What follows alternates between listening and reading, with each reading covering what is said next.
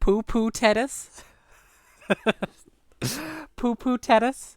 Is that what you think? Is that what you really think?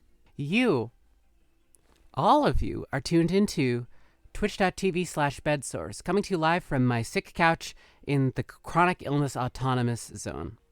I'm your host, Alyssa, here with my co-host and transcriptionist, Earl. Let's get some rest today. So we are in space right now because we are looking for the source of this space-time distortion that has caused the worlds of Puyo Puyo and the world of Tetris to collide, putting Tetraminos in the Puyo worlds and putting Puyos in the Tetramino worlds. Everything is a mess. Everything is a mess. Then the fish guy met another fish guy in space. Then I forget what happened here. Then we met Witch, who's a witch. That's really her only quality. And then we met Draco Centaurus, who's not related to Satan, who is also a character in this game. And now we are going to contemplate the nature of existence. Please give me a yes, Professor, if you are ready. Yeah, all right, Professor. That'll do.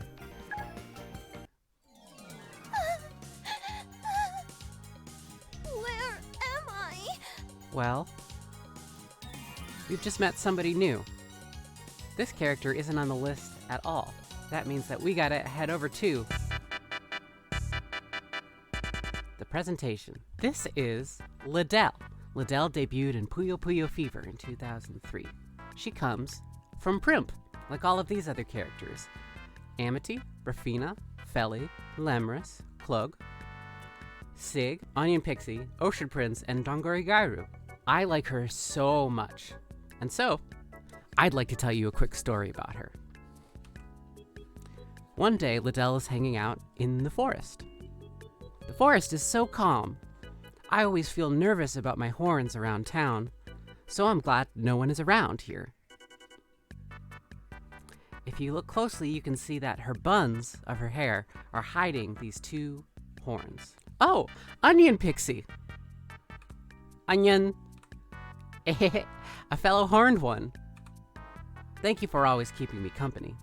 Lidelle and Onion Pixie are friends, which is notable.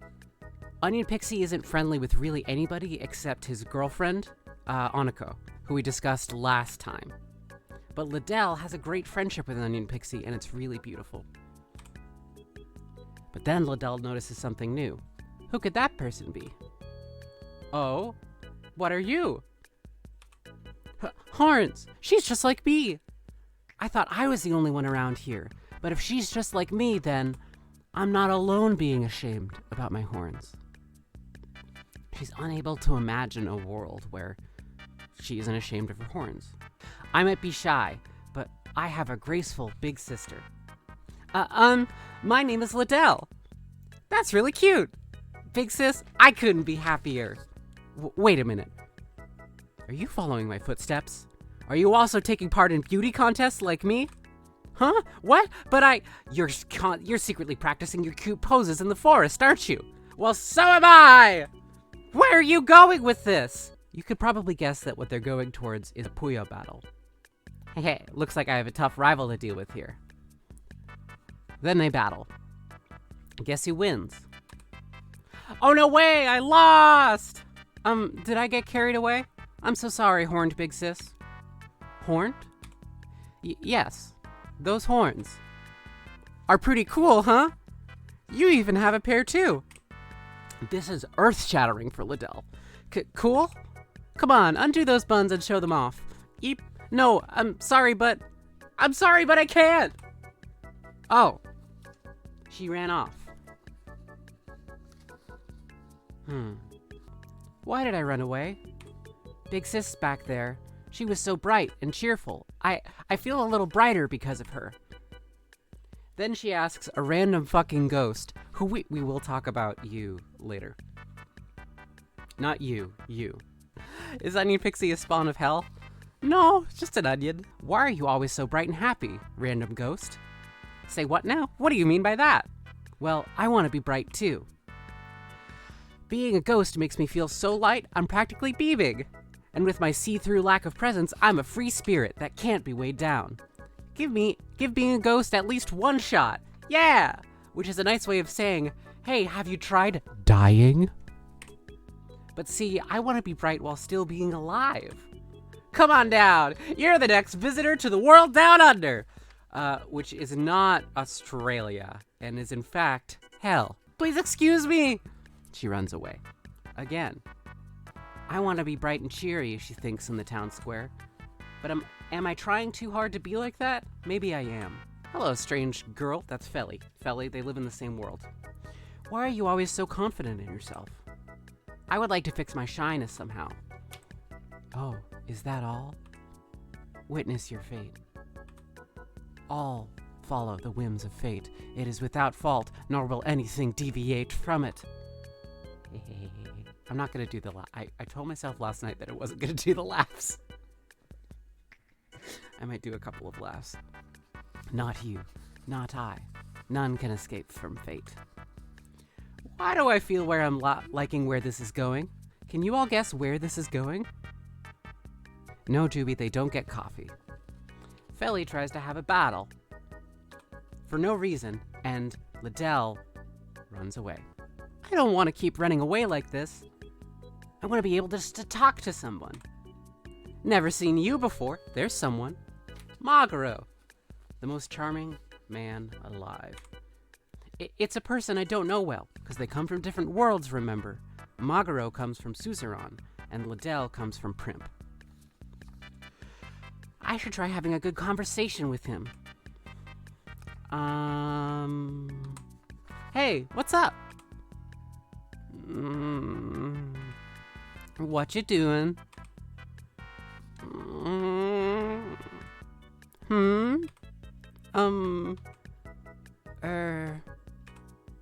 I got it. You want a Puyo battle, right? No. Okay. And I'm off. Goodbye. I couldn't speak up. She's trying her best. She's just very shy. She goes back to town and finds Witch. Witch is a witch named Witch, and Witch's grandmother Wish is also a witch. And which witch is Wish and which witch is Witch depends on context because they do look rather similar. Finds Witch and says, "Do you have a potion that makes me brighter?" How about the bright as a light and darkness potion? That's not what I mean by bright. Then, what about a potion that helps me speak with lots of people? You got it. Would the triple trouble chatterbox potion do the trick? That doesn't sound right. Guess I'm looking for another customer. She left. And I couldn't keep a conversation. I should practice talking with strangers. No. I have to practice talking. There's one. And listen, if you don't know who that is on the right, that's Rulu. And Rulu is, like, in terms of practicing talking to strangers, Magaro is probably the best you can get. He's a really friendly guy. Rulu is probably among the worst, which we'll see in a second. So Lidelle enters hard mode all of a sudden. I can feel she has this strong aura of confidence to her. Why are you staring at me like that? I want to overcome my shyness and be more confident. Imagine saying that to a complete stranger. Imagine saying that. Like, Lidelle is brave. Lidelle is brave to do that. So this is like a fighting game where each character gets their own little Teta story arc? Kinda, yeah. The stories intersect a lot, but it is kind of like a fighting game. No, actually, it's 100% like a fighting game story mode. I had never thought to put it that way, but media personality, that is so fucking succinct. And it links up to some stuff we're going to talk about later. What a fucking good metaphor. If you try to become strong and beautiful, just like me, you'll be a confident lady in no time at all. And so, Queenly Laugh here is transcribing, Rulu does the noblewoman's laugh, which is like a style of laugh that Rafina, who's the pink-haired person at the top up there, also uses. And it's an affectation. I will do it once. And not even well, but I will do it once. Oh, ho, ho, ho, ho, ho. Something like that. We're done with that. stand over there and follow every step I say. First, fold your arms. Okay. You all can do this along at home if you want. Bow slightly and tilt your head to one side. Okay. Like this? Maybe don't do this next part. Now, cast a sidelong glance, sigh sweetly, and show off your sexy, beautiful skin. What? I'm sorry. I'm starting to think this isn't right. Lidelle doesn't want to do this training and so has a Puyo battle with Rulu and wins. And she's like, I got carried away. Next, the queenly technique to show off your beautiful legs. Eep, I can't do it. I'm so sorry. And she runs away. All I do is run like the wind. Will I always be so helpless at everything? Hey, you there. Eek! I'm on a walk. Move it. My horned brother? What are you talking about? Ah, such splendid horns. And that dignified behavior. So this is Satan, who is literally the devil formerly known as Lucifer is now Satan. And is a character in this story. I'd like him to let me call him brother. But compared to him, Hey, what nonsense are you mumbling to yourself? Eep! Nothing. The sight of such an indecisive, wishy-washy person like you, it vastly irritates me to no end. Satan's being mean. Right? That hurts. Feeling mortified? If you have something in mind, then stand up and talk back. If you can't, then off to the Puyo underworld with you. They battle.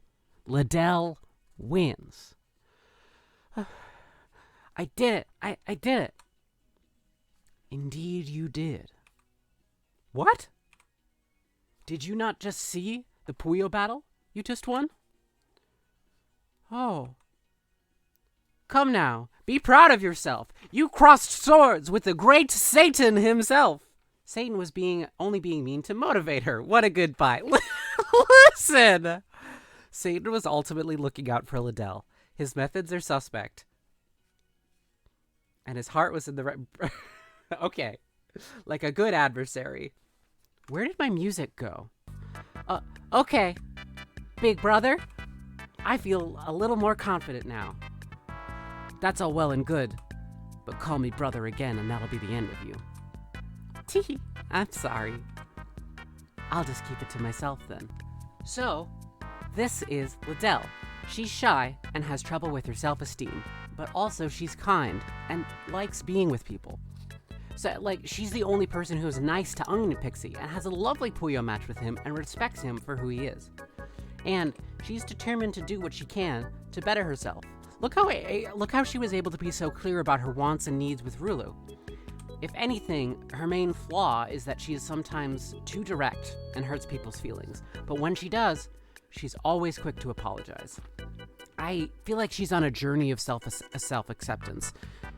I hope that she learns one day to accept things that make her different, including her horns, but also her hands. There's no picture of her with hands. They're always hidden under her sleeves. Are her hands fucked up? Here is her with her hands holding a sword, with the hands that she has under her sleeves. And here's her being a badass, completely unrelated to anything. And before you ask, yes, we've met these three characters, and they have very similar designs. They all have horns and green hair and maybe vaguely demonic energy. But does that mean they are related?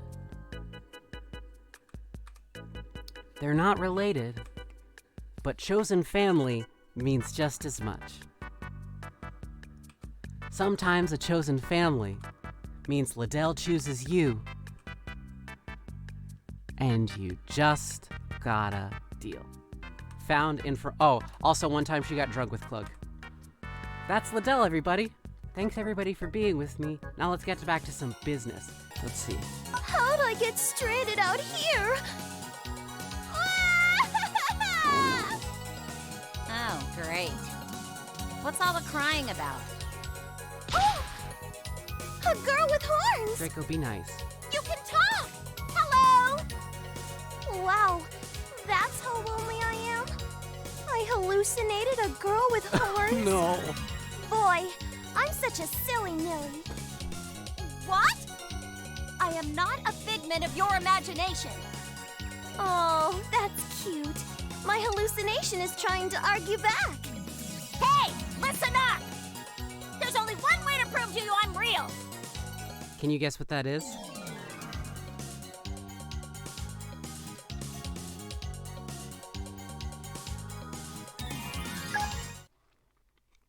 Can you guess what that is?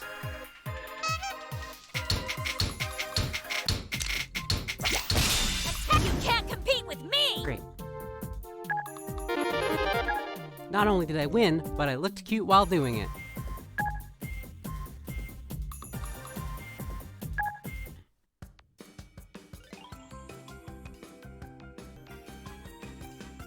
Yeah.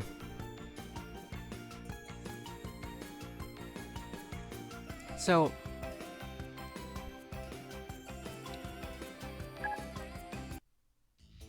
We caught you, Ecolo!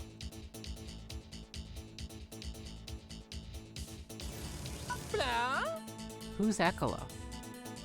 Why do you keep running away? Clearly you're behind this mess. That's no fair. Huh? What mess, Ringo? What mess, Ringo? You all looked like you were having fun. And you were playing with all those colored blocks. I just wanted to play too! Okay, I'm gonna put down my controller.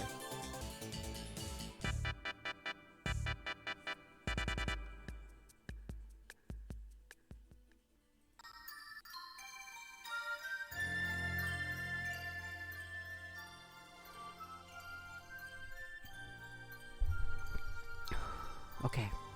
Hi, everybody. This is gonna take a little while, so bear with me. Puyo Puyo Tetris Adventure Mode is a self-consciously wacky and frivolous tale. Its function is to wrap the progression of the player's skill in some obligatory narrative that coaxes the player onward. This game has designed itself to be played whether or not a given player knows any of the characters from previous installments. The characters are built molecularly to require no introduction.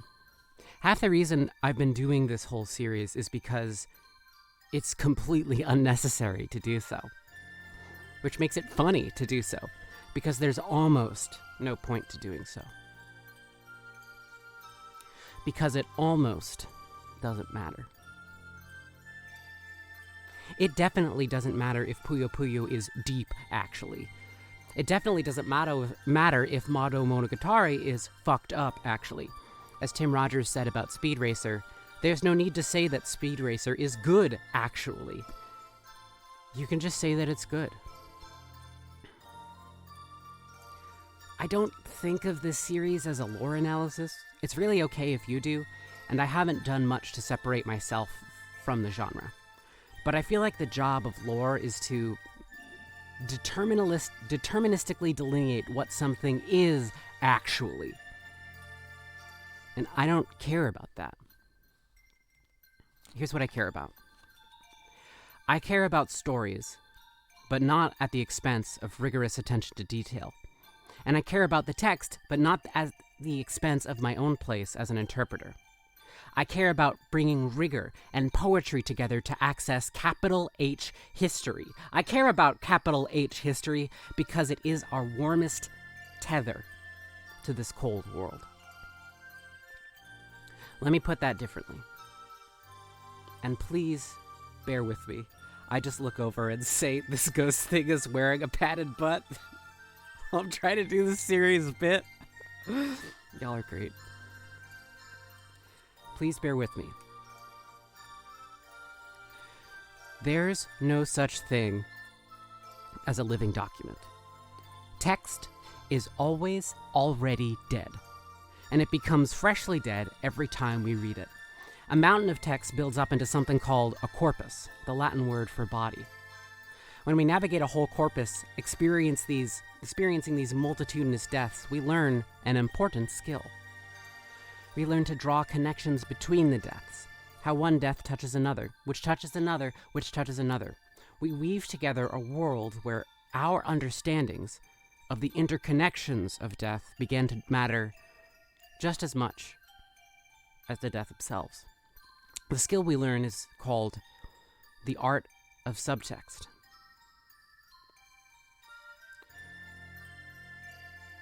Which I define as how to grieve. When I switch back to the game from this presentation, we're not going to meet Ecolo. And when I tell you what I'm about to tell you about Ecolo, we're not going to actually meet Ecolo either. Ecolo is less person than portal. We will enter the somber halls of their corpus, witness all of the Ecolo you see before you, and stitch together a subtext. We will learn. We will cope with death. We will try to find joy. If that sounds a little too haughty or a little too out, follow me along. Meet Ecolo. They don't have a body. They don't have a home. They are nothing. They are lack. And they want a friend. I'm going to tell you a story from Puyo Puyo 20th anniversary that takes place in Primp. As context, everybody from Suzerain and everybody from Magic World has been mysteriously warped to Primp and are trying to find their way home.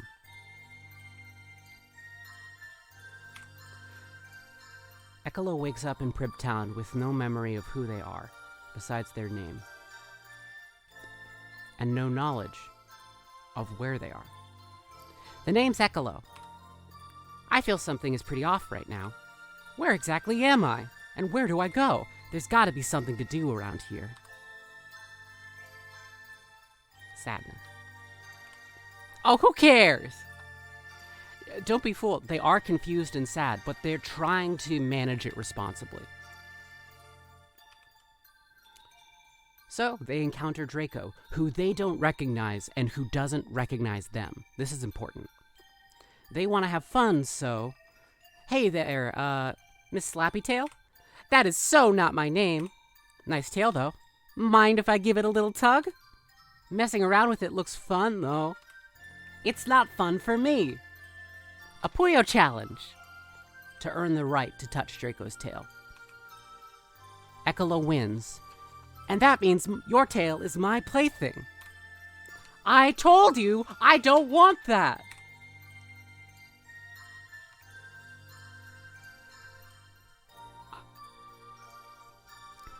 I don't know why, but it doesn't feel as fun when I don't feel welcome. This doesn't go well. Yikes, my dude. That's fair.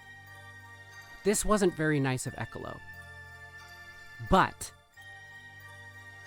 this being has no body, has no home, has no context, has nothing, including no built-in history of experiences to know how to interact with people. This is Ecolo's bad first try at being socializing, and no amount of sympathy will make it good. But I have a lot of sympathy for them, because they are put in social situations that have rules, that have other people who have bodies, and having a body must be like something, right? And they don't understand. And they're trying to understand. So they learn their first lesson. They can't be happy with someone who isn't happy, which is a codependent thing. And they can't force someone to have fun the way they want them to. Is ecolo going to be able to interrogate themselves? Or is the problem always going to be other people? The sadness and confusion deepens. Oh. She ran off. I want to do something fun. But if someone doesn't wanna, that's not fun. And you see, from one social interaction, ecolo has now started to understand the general idea of consent. Now they wonder, if I can make someone happy, does that mean that they'll have fun with me? Can I make somebody want to have fun with me? Maybe, just maybe they should just forget about everything and be happy all the time. Here's which. You got any ideas about how to make people smile or laugh? Give them a good tickling, and it usually works after a few times. It's tickle time! Tickle, tickle, tickle, tickle. Eek! Have some decency, you. And she's gone. Did ecolo overstep boundaries again? Yes, unequivocally. Is it bad to tickle people without asking? Yes. Don't do that. But ecolo asked. With which, just like Draco, they overstep a person's boundaries to get a result that they want. But their goal here was to bring happiness to Witch in a way that Witch explicitly said was a way to bring happiness.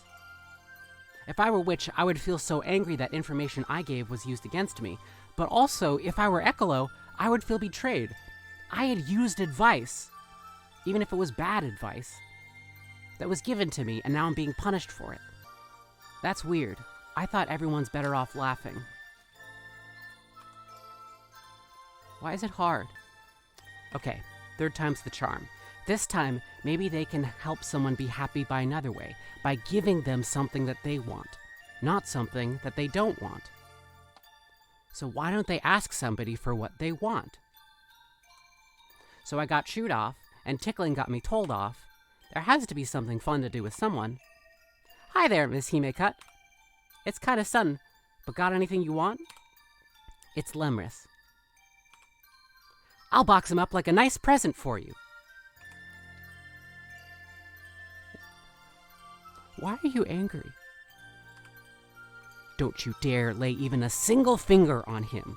You will regret it. She ran off. I thought a present will make her happy.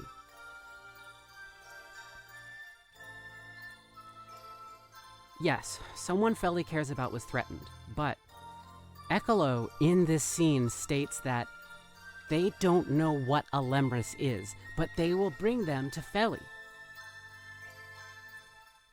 Because they want to give someone something that they want. We are seeing, like ecolo is experiencing the things that I think a lot of us experience in childhood development. That we spend years trying to internalize into our beings about how to treat other people. Ecolo has to do this all at once. How are you supposed to help anybody?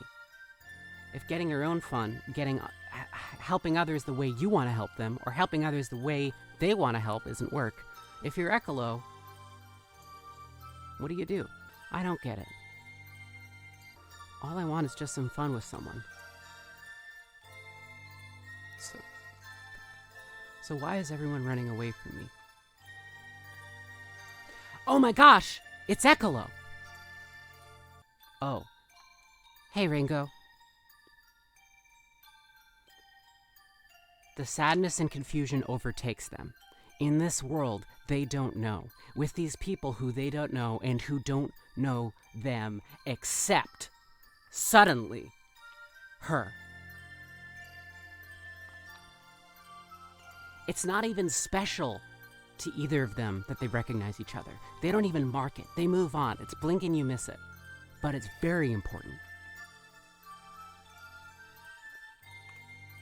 What are you doing here anyway? You look down, actually. Yep. Wanna play some Puyo? Why?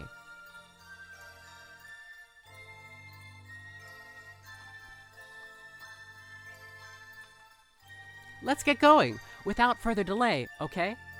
They battle. I won! Oh hey, you're looking better already. I had a lot of fun. And I had fun too. Huh? Rather than playing alone, it's more fun and uplifting to play with another. I want none of your mischief and trickery, all right? But I'm always open for a Puyo match. Ecolo is stunned.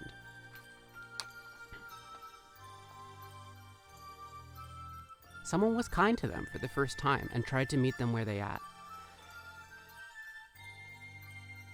In Puyo Puyo 7, Ecolo does not treat Ringo very well, does not treat a lot of people very well.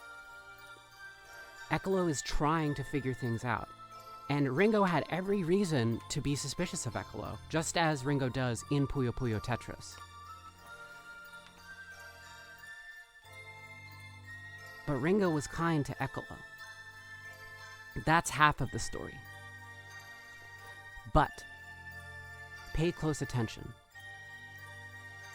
Ecolo was so depressed that Ecolo didn't want to play Puyo, the one thing that Ecolo always wants to do. Ecolo was so depressed that Ecolo didn't want to play Puyo. Ringo said Puyo, Ecolo said why. But Ringo made them do it anyway. And it was good for Ecolo. Ringo did that very lightly, very cajolingly, very clearly in an effort to cheer someone up. Like, come on, here we go, let's play tennis together. But still, Ecolo didn't want to. Ecolo did it, and it was good for Ecolo. After these confusing social experiences that Ecolo's had, Ecolo finally understands something about this universe. And unfortunately, it's not the right lesson. I can't fault Ringo.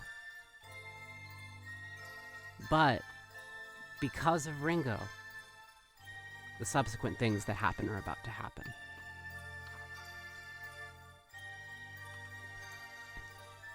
Find Ecolo Now by Primp School, pondering what it all means and deciding what to do with it. Playing together and having fun together. That sounds real nice. Yikes! Who's there? Hey, Miss Flappity Hair. It's not Flappity. Oh, never mind that. I want to play Puyo with you. Wait, what? Hold right there. Why now? Let's? Puyo battle? They battle. Hey, did you have fun? Yep. Oh yeah, I'm on a roll. They just ran off. What's up with that?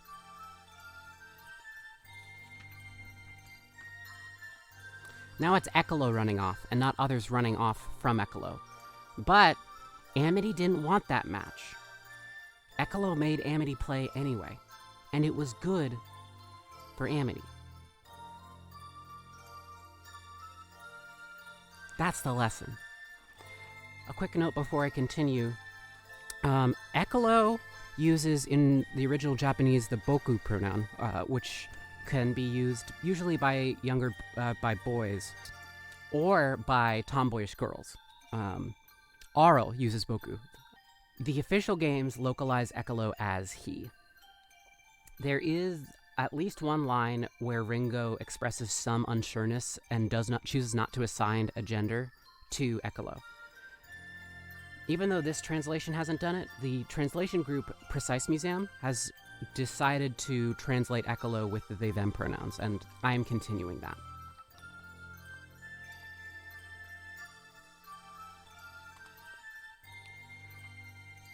I think something's coming back to me.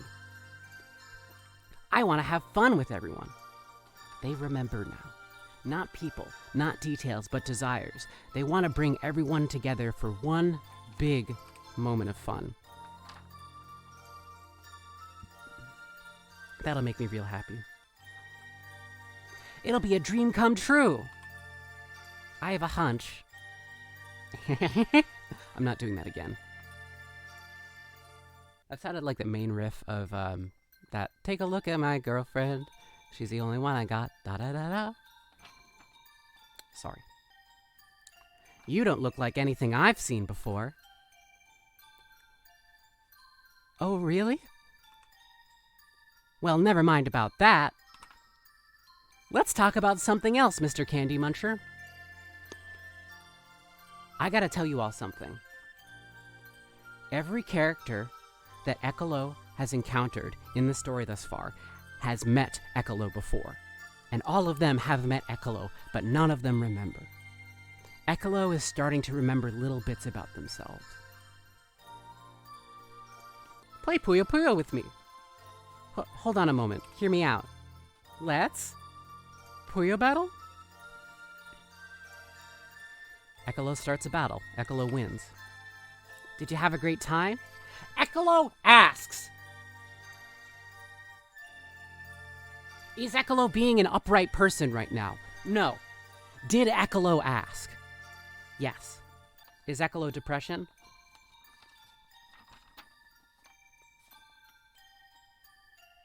Maybe to me. Did you have a great time? Yeah, I guess. I'm gaining speed, one step at a time. But going step by step is so slow. I want something with more oomph. I should do something huge to have fun with everyone and everything. Time to find an answer. And they're gone. Lemris's yes but is still a yes to Ecolo. And third time's the charm. 3 people in a row. First themselves, then Amity, then Lemris, who didn't want to do a thing, but did it anyway and it was good for them. At least that's how Ecolo sees it. Now Ecolo just has to figure out how to get what they want. I'd love to say that the things I do in community are for the people I'm in community with. Sometimes I even think that's true. But also, when I'm doing things in community with people, I'm satisfying a deep need for me. I'm doing it because I want it. It makes me happy.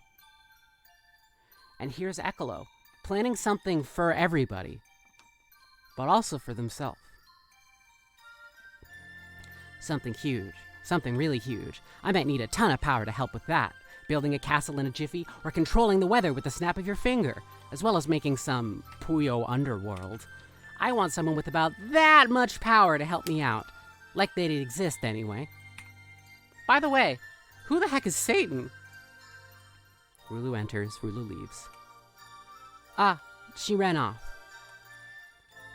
This Satan's person, he sounds pretty handy. He could help me make everyone happy in the blink of an eye.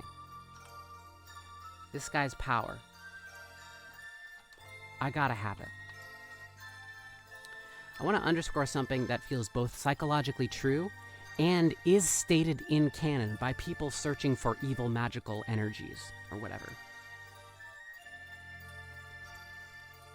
There is nothing, not a shred, of maliciousness about Ecolo.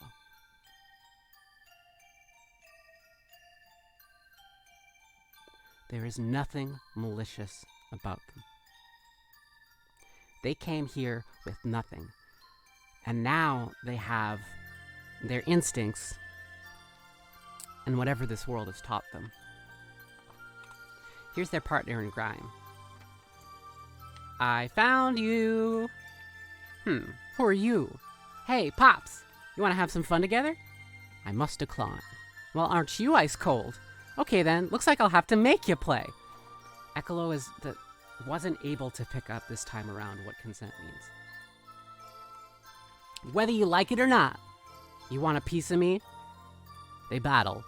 Satan wins. Ecolo loses. You're so strong. I'm the Dark Prince, and I created the Puyo underworld. Hey, Could I ask you for a little something? I won't do more of that. Oh. That's actually... Right? Oh, I said I would never do that. Well, whatever. And this will lead to that, and the end result will be... Does teaming up with Satan make you bad? Is Satan bad? Who is Satan? What does Satan want? The end game continues. Ecolo finds Ringo and informs her of the plan. She declines to be along with it.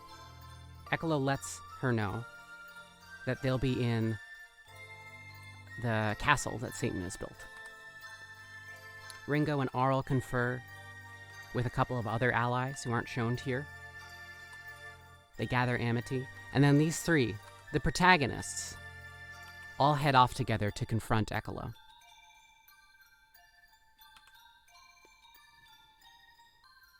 And here we go.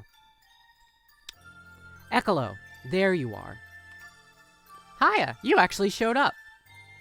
What are you planning with Satan? Alrighty, I'll tell ya. I just want to spend a day full of fun with everyone. Huh? Everyone's got something in their heart. And what's inside is a boatload of wishes. But they just hide it away. Living like that is absolute Boresville. I want to go ahead and make everyone's hidden dreams and wishes come true. I can even hear and expose what those are with my power. And since I'm working together with Pops, Satan, every single one will come true. Without a doubt.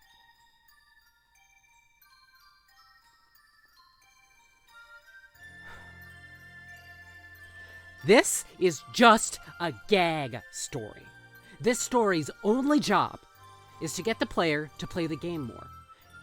To make itself rich in the sensation of depth, Puyo Puyo Tetris gathers innuendo, references, suggestions, subtext seated within these characters' deep desires. Desires meant never to be filled. Maguro will never confess his feelings to Ringo. No one will ever know how Risukuma became Risukuma. Lidelle will never let down her hair. Sig will never fully know what the nature of the demon is who lives inside him. Feli and Rulu will never be with the ones they love the most. Onion Pixie will never be treated like he wants to be treated. Onion Prince will never escape his butler. Klug will never be as powerful as he wants to be to satisfy himself. Rafina and Rulu will never learn proper magic. Shezo will always be an outcast. And unless something changes, Ecolo will never have somewhere to call home. This story won't allow it. What if that weren't true?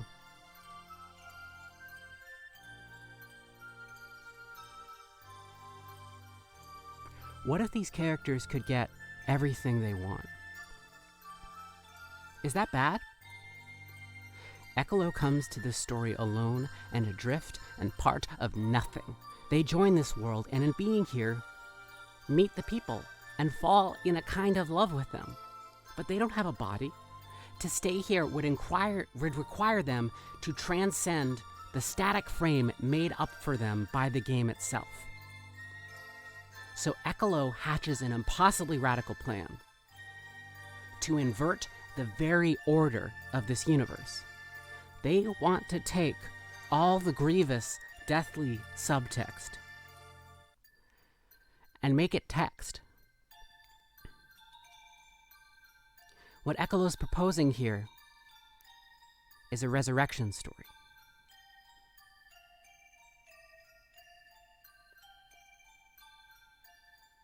What does Ringo think?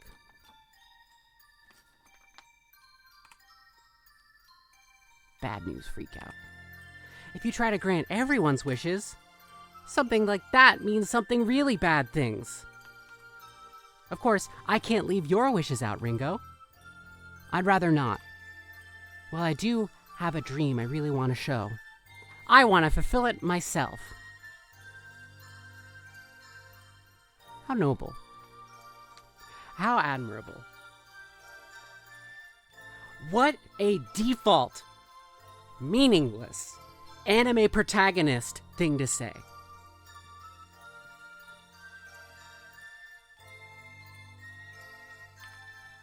Aw, come on. I can't let you go about your mischief any longer, Ecolo. Let's Puyo battle! Ringo wins. Ecolo loses. Aw, man. All right, Ecolo.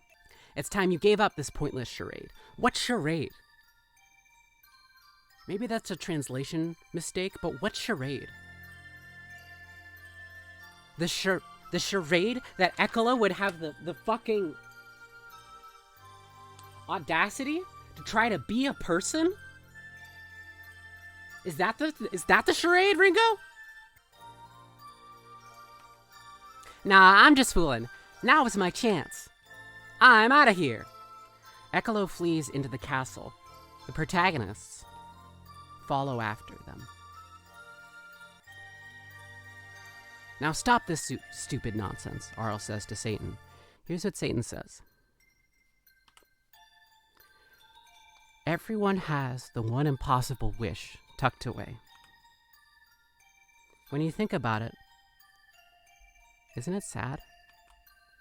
But if I work with that black shadow, everyone's wishes, including mine, can become a reality.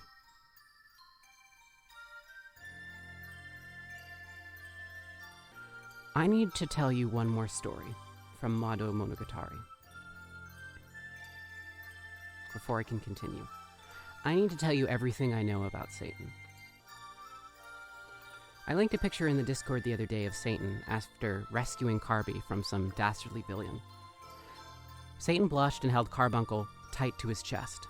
Then Carbuncle, upon meeting Arl, chose not to live with him anymore. Satan doesn't have any friends. He must be lonely. He must want companionship, even if he does this in the wrong ways and in the wrong places. I'm about to tell you a story that's deuterocanonical. What I mean by that is that you could see what I'm about to tell you as canon or not. It was designed by a Compile employee as a timeline used to bind together games, books, and media, and some novels and games use or reference the timeline, but many of the games are overall non-compliant.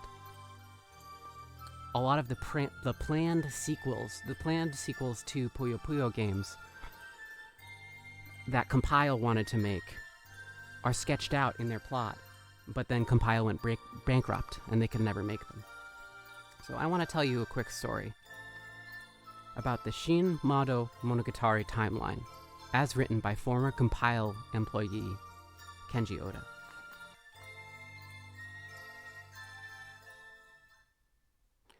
The beginning. The creator invents a new world, with heavens above and humans below. Negative 11,000 and change. Humanity goes to war with the heavens. A mage named Lilith becomes the protector of man and leads humanity's armies against heaven's armies, headed by the devil lord Lucifer. The creator, above good and evil, stands aside. Negative 11,000. Lucifer and Lilith, mortal enemies, fall in love and are married. With their combined power, they defy the creator and make Madou world, a new world, a place beyond life, death, and resurrection, a place to escape this war and the creator. Humans flee there. In response, the creator strips Lucifer of his name and his wings. In the process of creating Madou world, Lilith dies, and becomes a guardian spirit of the world. Lucifer becomes Satan. Lilith becomes nothing.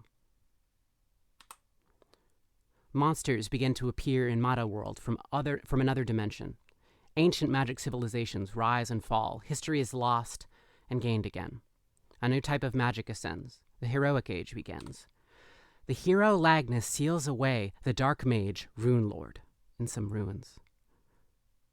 Then Rune Lord traps Shezo Wegi in a mirror. Shezo inherits his power and becomes the new dark mage. Aurel Naj's parents meet. Aurel is born. Aurel's father disappears. At 4 years old, Aurel learns magic while lost in the forest. At age 6, Aurel graduates from magic kindergarten by undergoing a brutal trial. A little later, Satan saves Rulu's life, and Rulu falls in love with Satan. Aurel leaves for magic school. Shezo imprisons her, but she escapes. She confronts Satan, defeats him, and meets Carbuncle. Rulu pursues Aurel and convinces her to take her to magic school. Meanwhile, Shezo attempts to steal Wish, which is grandmother's power, but ends up defeating an ancient evil instead. Aurel accidentally invades a holy dungeon and battles Shezo and Rulu, but the three team up to fight Phantom God, and they lose. Shezo sacrifices himself to send Rulu and Aurel to a pocket dimension. There, Aurel meets a being named Lilith, who looks exactly like Aurel. Lilith helps Aurel gain new magical equipment and then vanishes. With her newfound power, Aurel defeats Phantom God. She is offered the chance to gain Lilith's power and become a guardian spirit of Madou world. She declines. Phantom God spares Shezo and erases his and Rulu's memories of this place. Aurel voluntarily erases her own. A few years later, the Creator invades Madou world as revenge against the beings who they created who abandoned them. Aurel, a descendant of Lilith, is the only one who can resist the Creator. The final war between heavens and humans begins with Aurel at the helm. The war lasts hundreds of years. After hundreds of years, Aurel defeats the Creator at great cost. She and Madou world and everyone in it are destroyed, leaving only an empty void save for one being, Satan. After 500 years of mourning, Satan recreates a replica of Madou world, with everyone in it. Another world without the cycle of death and resurrection. Everything is static. No one ages. Nothing will ever change. Lilith, guardian spirit of the magic world, of Madou world, is not there. In this new world, the third world, and the final world, in a quiet dungeon, Aurel discovers the spell Owanamo, which allows her to sacrifice 4 like-colored Puyo creatures, previously just dungeon-crawling enemies, to the goddess of space-time. Knowledge of that spell spreads throughout the realm, and in this third world, this static world, all of the Puyo Puyo games take place. This is a timeline that canonically separates Madou Monogatari and Puyo Puyo. Puyo is diegetic. Puyo happens in-universe. What is a Puyo? Just a slime creature, Cetaceous. Literally just a tiny slime creature that you might encounter in a dungeon. All of what I just told you, you don't have to believe. It's deuterocanonical. Just like there are many Shezos and many Aurels, there are many magic worlds, right? There are many ways to be in this universe. If you want to, you don't have to accept this timeline that I've just told you about. But if you want to, then I can summarize as follows. Satan was a soldier of heaven. He fell in love with his enemy, a human. He betrayed not only heaven, but his impassive creator to create a new world for humans to live. As a consequence, he lost his name, he lost his wings, and eventually he lost his wife, Lilith. He lives alone in this world for thousands of years, eventually, miraculously, against the rules of the world that he created, Lilith is reincarnated. It's a resurrection story. The creator he abandoned comes for revenge, and the battle against that creator is won. However, the world he made with his beloved and everyone in it, including the reincarnation of his beloved, is destroyed. So he makes a replica world, a copy of a copy, an eternal present. Satan is trapped in a wonderland of his own making where nothing will ever change, including all. Except maybe now. Maybe with ecolo's help. All of this is true or not. Whether or not you accept it, I'm going to read those last few Satan lines that I read out earlier again. Everyone has the one impossible wish tucked away. When you think about it, isn't it sad? But if I work with that black shadow, everyone's wishes, mine included, can become a reality.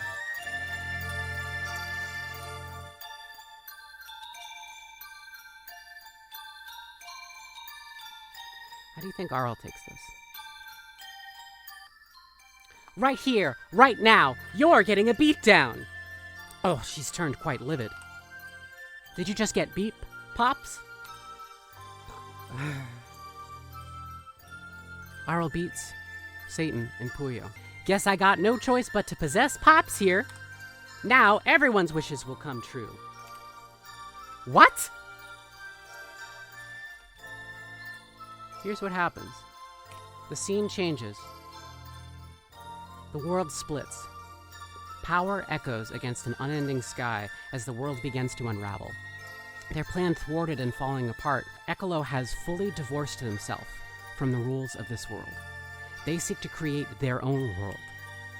By any means necessary. It's nobody's fault.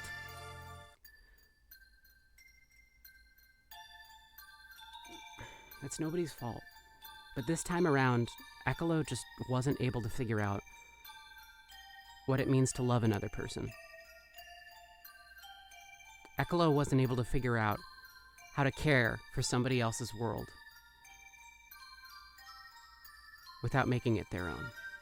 They can only love the impossible. Limiters, release. There's so much power buried deep inside you. At this rate, everything will go downhill. Ecolo, what are you scheming now? Well, it's obvious that Pop's power is off the scales and all. But if I can't control it, I gotta go with Plan B. Now, with Pop's body, I can take hold of everything and anything and blow it up to smithereens.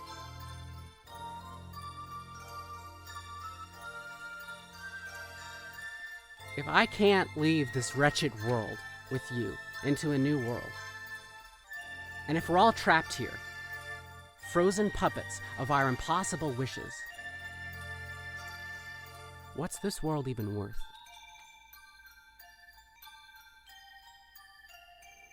What follows is a climactic battle, which I'm not going to show you, because it's exactly what you might expect to happen. Every character we've met thus far in the PowerPoint, and a few that we'll meet shortly, show up. United behind Ringo and the other protagonists, they wage a grand magical struggle against Ecolo, using Puyo Puyo. It's amazing to me how Puyo in this world is something you do for fun and or something you do to save your universe. And yep, what you might expect. Everyone defeats Ecolo, frees Satan, and saves their universe. In the resulting chaos, an explosion sends everyone back to their worlds from this strange rift. The Primps go to Primp. The Suzerains go to Suzerain. The magic world people go to Magic World. Everybody goes home. Except for one person.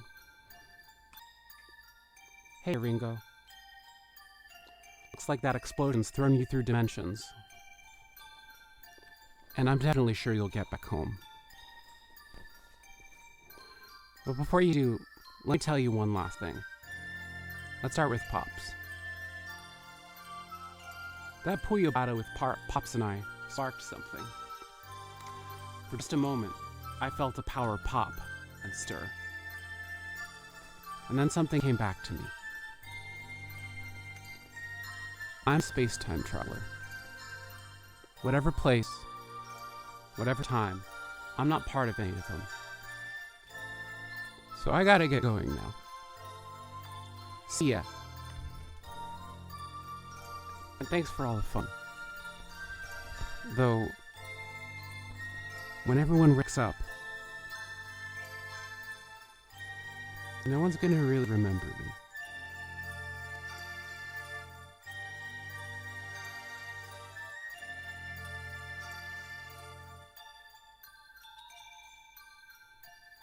Ecolo?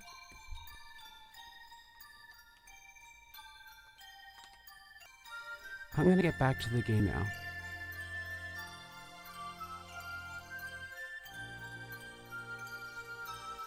But if you ask me who Ecolo is,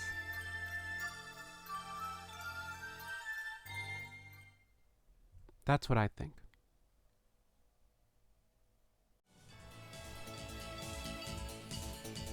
What?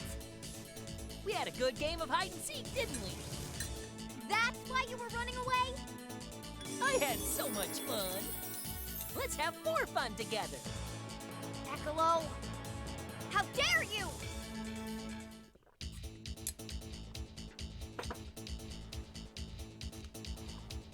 Okay, Tetris versus Tetris. Let's see how this one goes. Remember Tetris? Oops. So, got it. So, Okay. got it. Was one of those callouts cheater? Cheater! Yes. So, Ecolo's chants are as follows. You cheater. Liar! You liar. What a fraud. oh,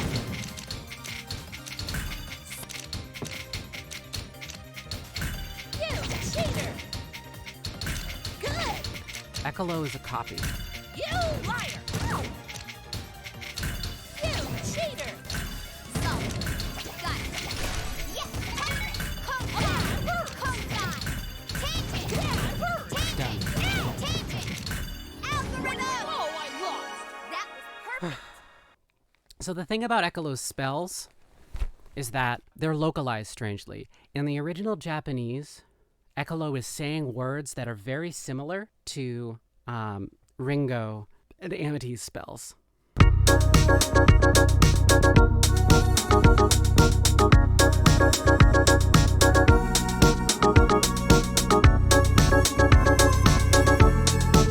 I killed Ecolo, and you know what? I would do it again. In fact, I have to. That was fun! You really made my day, Ringo! Why are you being weird? Look, Ecolo. I want you to sit there and think about the trouble you caused. What trouble? Eh? I didn't merge the two dimensions, Ringo. You didn't? Well, guess we jumped to conclusions, huh? Well, of course you did, Ding Brain. The bad man has powers similar to mine. He's known as the Keeper of Dimensions. The Keeper, huh? He lives way out at the edge of space-time. Keeper? It's his job to make sure the world stays separate. Someone hasn't been doing his job, if you ask me. The edge of space-time. That's where we'll find the Keeper of Dimensions? I guess. Hey, you listening to me? Hey, Ringo! It isn't so easy traveling that far. You'll need the power of Puyo Puyo and Tetris. you have to use them both. If you do it just right, you can Ecolo doesn't warp have them. their own form, so they copy But others. how? Exactly. Well, silly, you can't get there with your current power. Nope, you all need to get much stronger. How do we do that? Hey, me. Ecolo hates tea. Why do you single me out and be rude? Not sure. That's not a good reason. The reason is, well, I have my opinion. Anybody have any ideas? Next, you're gonna say I need a reason to bury you in Puyo's. Bring it. I don't get buried that easy. You'll see.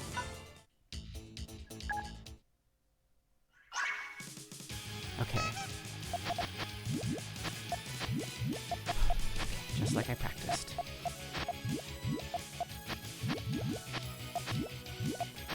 I taught myself a new way to play Puyo.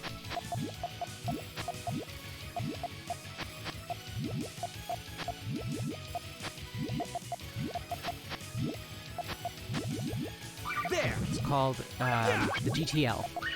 I don't know what it stands for. Spin attack. That hurts. There. Yeah. And we're done. Oh, Never back down. Yeah. Hey, I won. Boo! You're no fun. Oh, well, good luck. See ya, Ringo! Hey, I'm not done with you yet. It's like talking to a spoiled child. Let's look on the bright side. Ringo has so much she could say at this moment and doesn't say it. He did give us a clue, right? Let's see what everyone thinks. PP! So that's where we stand. To reach the edge of space-time, we need to get stronger. Lobscope loop. So yeah, if only we had some kind of like hyperbolic time chamber or some shit like that. Wow! I had no idea that even existed. So how do we get stronger? No clue. It's easier said than done. I wish it weren't so vague. Oh my, are we in trouble? Huh? Oh! Good day, everyone. So everybody, we have a new character, which means it's time for the PowerPoint.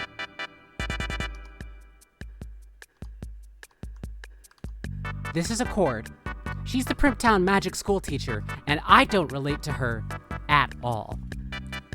She's performatively mysterious about everything and always in the right place at the right time, and she knows everything about the lore all the time. It's like the drama is designed around her, like she's the Deus Ex Machina. It's like she's creating the narrative device that's driving everything in this story, and I don't relate to her at all. She implies she knows the mysterious truths behind Sig's hand or Amity's hat, which of course I know plenty about and will refrain from discussing more, but she answers questions from her students in riddles and in foreshadowing or in jokes, or gives completely unsatisfactory answers and passes them off like they're fine, and I don't relate to her at all. She's a subtle mastermind behind many things, though she isn't omniscient. She forgets small details here and there. But not only does she look pretty cool, but she does care. She likes music and has a cat who is also from hell.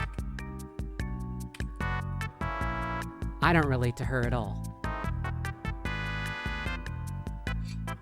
Nope. Let's say you're actually just sharing Microsoft PowerPoint to us. This is a PPT file. Well, no, this is LibreOffice Impress, but it's a PowerPoint file. Is this Liskoi fan art? Yes. This is made by Cube, and I really like it. Thank you, Cube. It's me as Accord, who I definitely don't relate to. Anyway, that's Accord. I do really like her. That's all there is to it.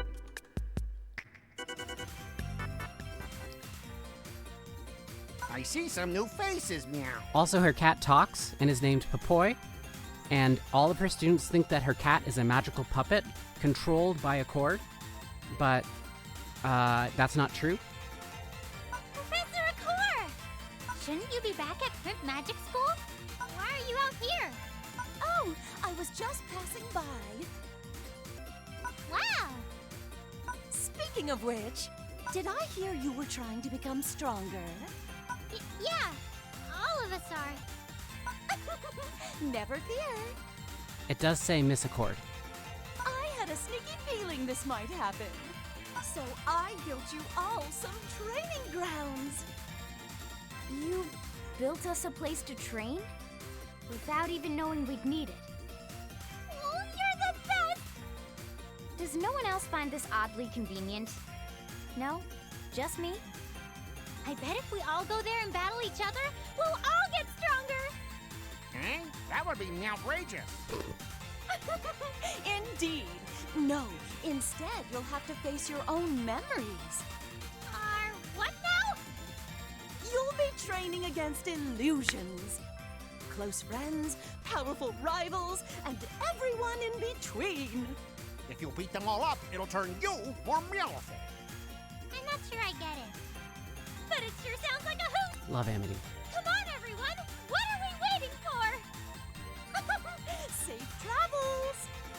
I believe in you. We unlocked Draco, everybody. Oh, and we unlocked Witch, too.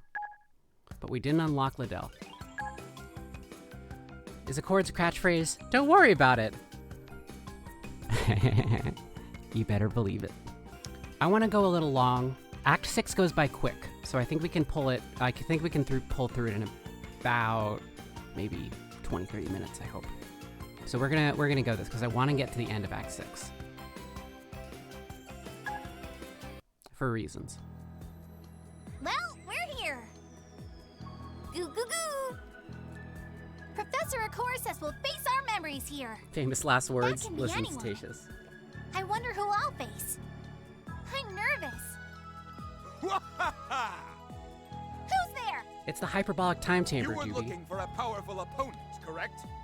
And naturally, that means you should face me and my dark magic. Shezo? I've been waiting for this moment. Finally, you and I are going to score together. You mean we're gonna rack up scores battling? Shezo, you gotta work on your vocab sometimes.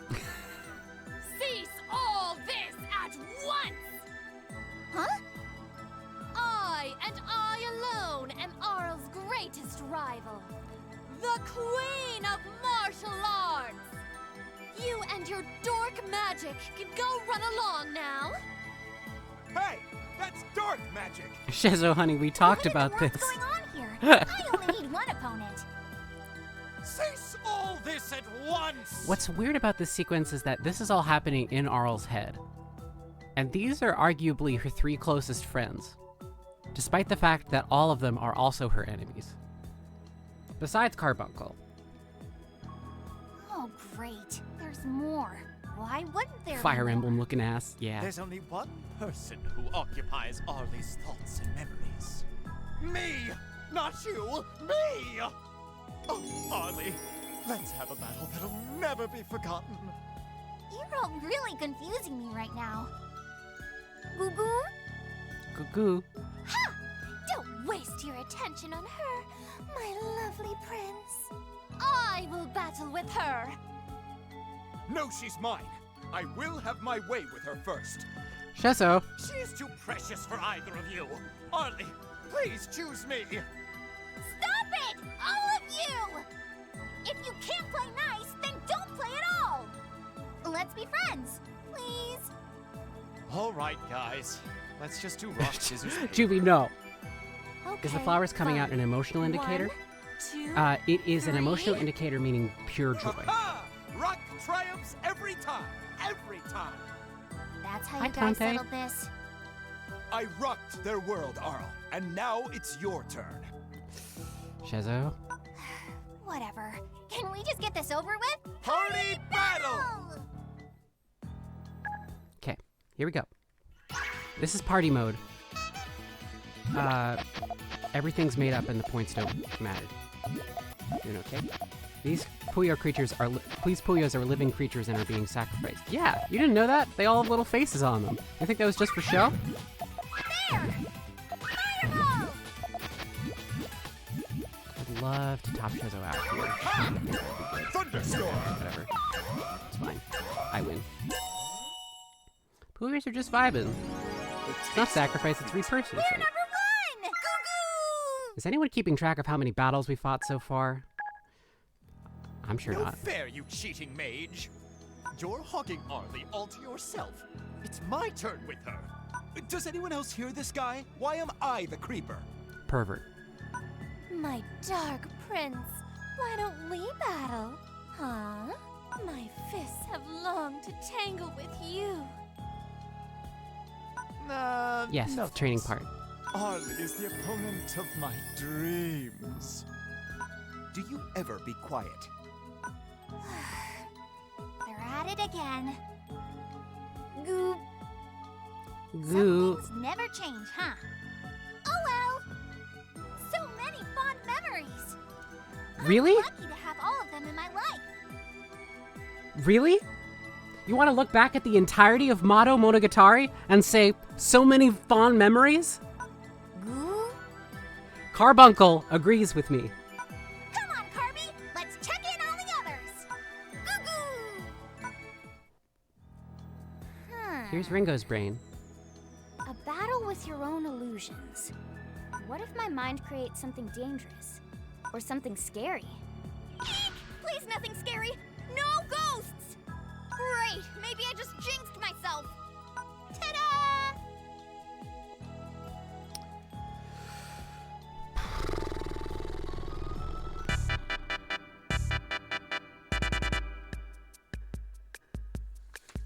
I'm not going to spend a lot of time on these fucks, but this is Yu, and this is Rei. Their names are a pun.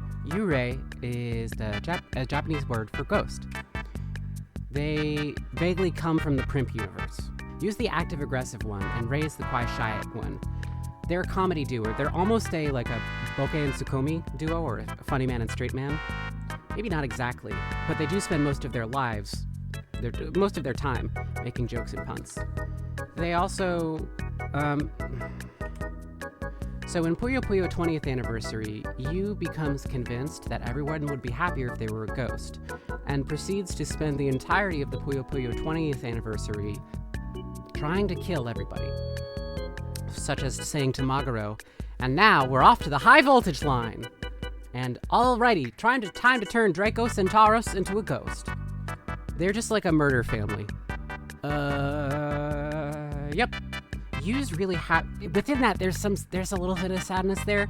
Yu's really happy to be dead and a ghost because she's talked about how it's a lot easier for her than being alive was.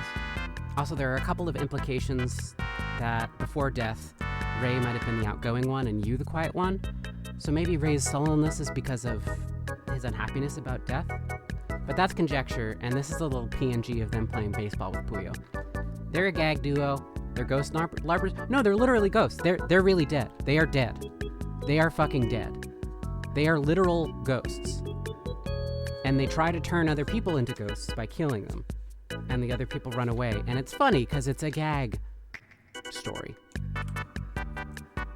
Rest in piss. Fast, friendly, and free of charge. It's a special delivery. I'm you. And I'm Rei. Ghosts!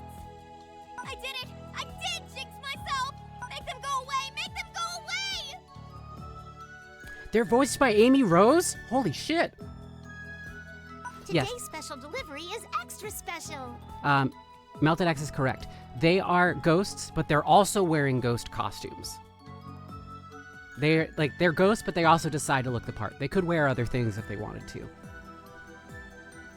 It comes directly from the ghost office. If you want to send any mail to Earl, there's my P.O. box. Leave me alone! I don't think she's listening to your puns. Someone help! Seriously, I'll take anybody at all! Did someone call for anybody at all? Maguro!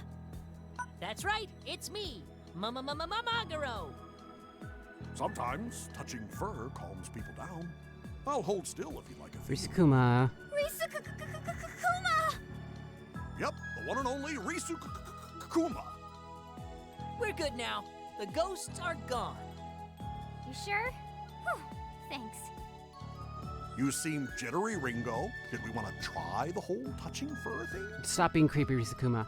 I forgot about the bear. A squirrel bear. I'm perfectly fine. I just need to battle. I'm sure they'll be back. Battling Not in some- this story. At least I don't think so. And I'm here to get stronger. I am interested in playing PPT2 now. I wasn't Are you sure you want until to I do started this? doing this series. You bet I am. You ready? Puyo Puyo battle! Okay, this is the last Puyo. This is the last straight Puyo I'll have to do. Okay, high speeds. It's okay. Now I have to clear my hole. Don't cover your hole, folks. Except in this game, you don't really have a choice because other people cover your hole for you, and it's not very nice of them. Got it. I think that'll get. Whoa! That'll get macro. Yeah. Ow. Revive time help. It's off, baby.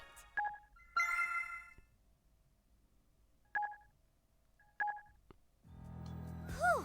I'm glad to hear it. Thanks, Maguro, for everything. Well, why are you telling me? I'm just an illusion. Yeah, well, it's hard to say in person, I guess. I see. Oh, you two are adorable. Hey, Reese. I want to say something to you, too. Oh, Well- Cetaceous, thank you. Can I open you up and look inside? Ringo? Look inside. I gotta know, are you a bear? Or is it just a costume? Hey, I don't like that look in your eye. Ah, leave him alone. Oh, all right.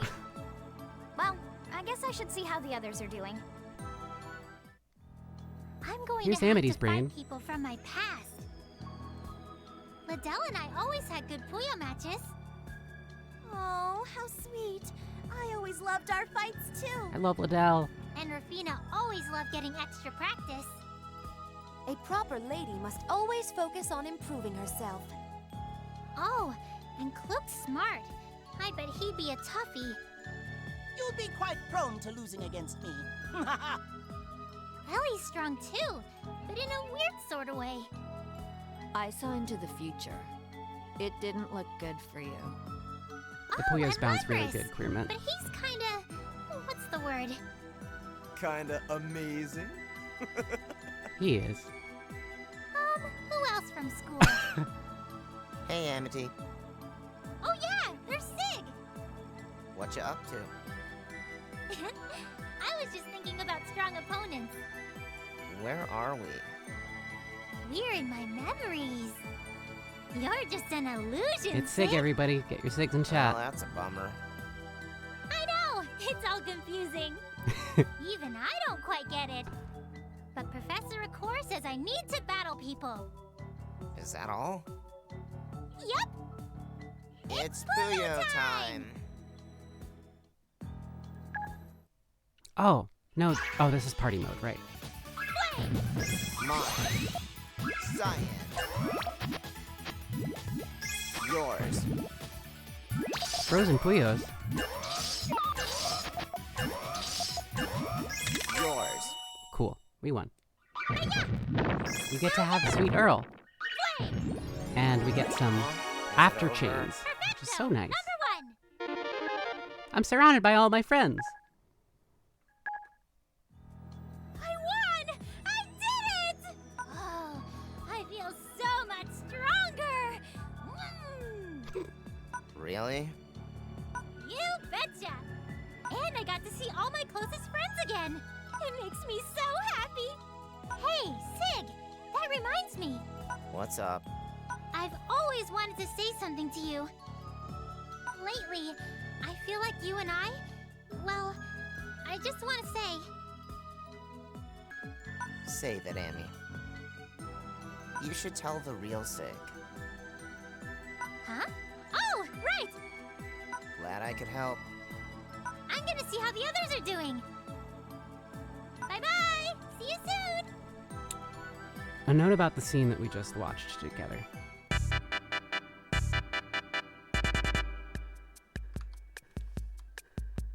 Hold that scene we just watched in your mind. I just want to share you a quick exchange between Amity and Sig from Puyo Puyo 15th Anniversary Edition. Oh, hi Sig! Oh, Amity. Hey Sig, I found a tree full of insects in the forest. I'll tell you all about it if you help me out here. Please, I only need a little more effort to become champion. A tree full of insects, you say? Okay, I'll help. What do I do? Easy. Just go easy on me. With gentle hands. I can do that. My hands aren't hard. Except maybe my odd left hand. Amity, are your hands hard? Let me see. No, they're fine. Just soft, like Puyo. Oh, I'm relieved to hear that. Thought your hands have become odd, just like mine. Right. Let's play. Remember the deal.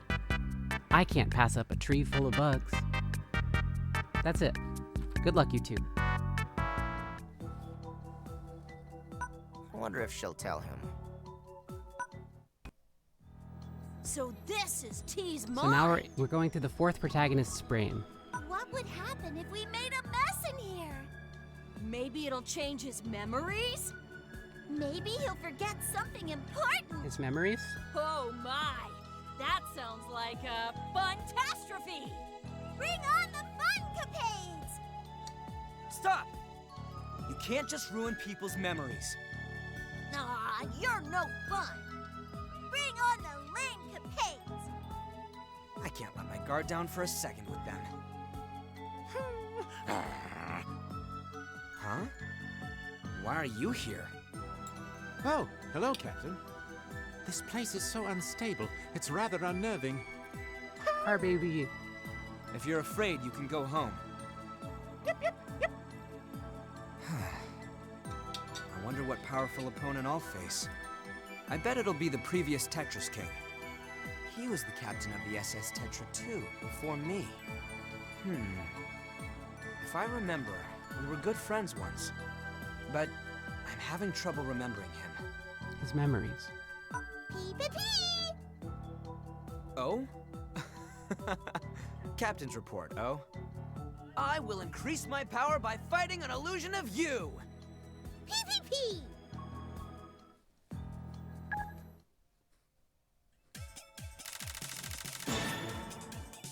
Tetris, engage!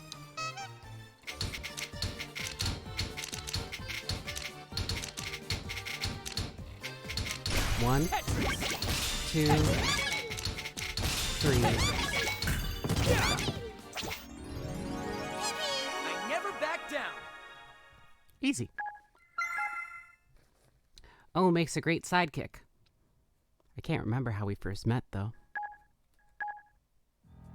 That was a good match. Pee-pee! Pee-pee! Pee-pee. Thanks, O. Thanks for the Maybe I should thank the real world you. Hey, come to think of it, I always log my captain's reports with O. But where do they go? Who listens to my reports? I'll have to make a report about this. Good morning, Lotad. Good morning, Lotad. There's only one person I want to spar with. S. Papa! You're the best, most incredible Papa ever! That Ringo girl has no clue. She wondered how you could be my Papa. How can she question such a thing? Oh, S. Yes, Papa? I'm sorry. Huh? I'm sorry for leaving you alone. What do you mean? You're always with me, Papa. I'm never lonely. Zed is just a guardian.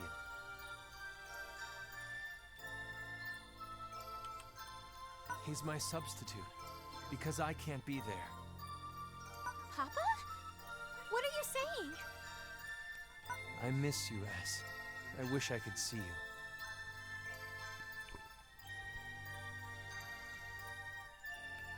Papa?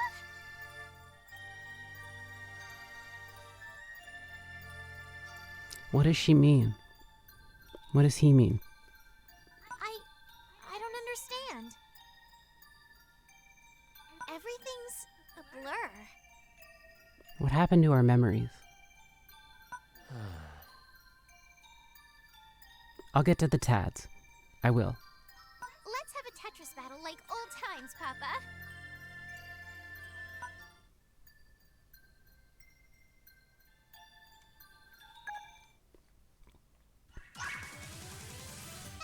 Momentum achieved. Is Papa the old Tetris king? Maybe. Have a good dinner, Octa. Always nice to see you.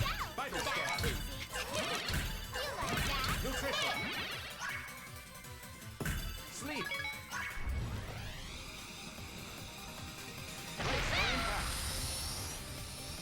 And obliterated. Hi, Erica, my bees. Recharge mode engaged. I knew I'd win.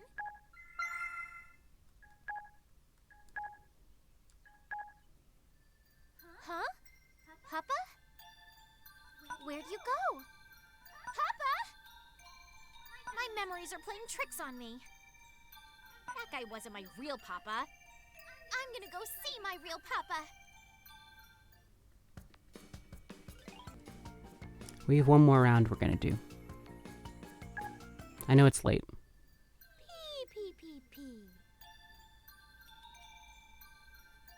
P.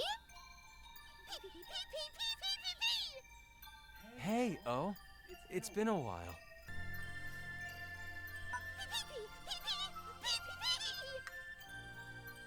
Who's this? I don't mean to bother you, O. Thank you for delivering T's reports. This is the last character. I appreciate everything you've done, O. But I have to confess something to you. I'm to blame for all this chaos. I had a feeling you already guessed. I'm sorry, O. You need to come stop me. I'm at the farthest edges of space-time. You need to get stronger. You know whom you need to fight, right? I should get going, O. I'll see you soon.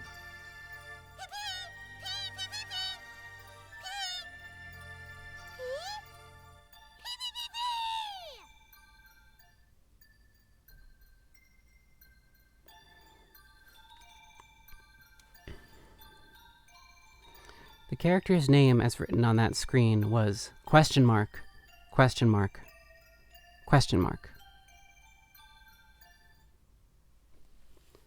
This is my last slide.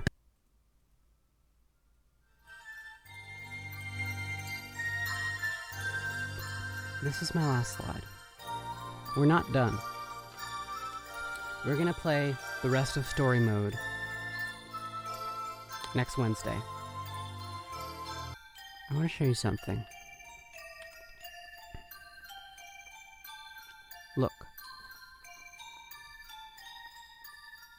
Here's a family. Ringo has Suzerain. Amity has Primp. And Arl has Magic World. But these people, these Tetris characters, they just have each other and the spaceship they call home. They don't have a litany of past games to draw on more from. There's no one else in their world, at least not that's been mentioned thus far. It's just these 7 people on one ship. T, O, S, I, J, L, and Z.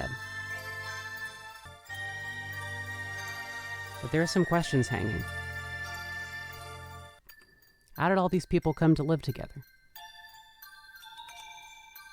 Why does S call Z Papa? Where do O's reports go?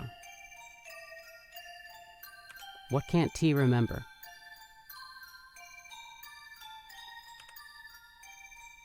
Who are you, stranger?